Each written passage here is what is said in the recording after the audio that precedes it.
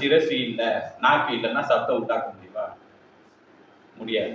இதோ பாருங்கள், நாம் 2 கைகளை தம்மில் தட்டுகின்றோம், அப்போது என்ன உண்டாகிறது? நாக்கு இல்லைன்னா சத்தம் உண்டாக்க முடியாது, ரைட்டு தான். ஆனா இந்த கையில சத்தம் உண்டாக்குறேன்னு, அப்போ சத்தம் இப்ப எங்கிருந்து வந்தது? அதுக்கு சீலன் என்ன சொல்றாரு?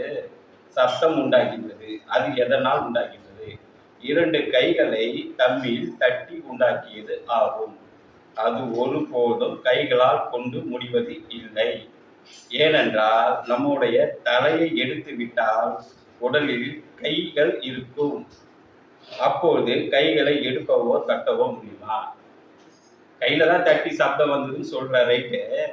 தலையை எடுத்துட்டோம், ஆனா கை இருக்கு, தட்ட முடியுமா? தட்ட முடியாது. அப்போது எல்லா சப்தமும் இவ்விடத்தில் ஆகும், அது சிரசில் ஆகும். சப்தம் கேட்கறதுனாலும், சப்தம் போடுவதா இருந்தாலும், சப்தம் எழுப்புவதா இருந்தாலும் சிரசுனால மட்டும்தான். அந்த சிரசு தான் பிரதானம், அதுதான் ஆகாசம் அப்படின்னு சொல்றாரு.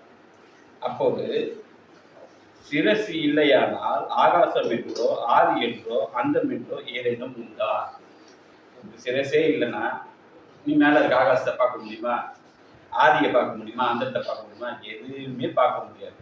சரி, ஒருவேளை நமக்கு தலை இல்லை, ஆகாசம் மட்டும் இருக்கு, பூமி இருக்கு, இதனால என்ன பலன்?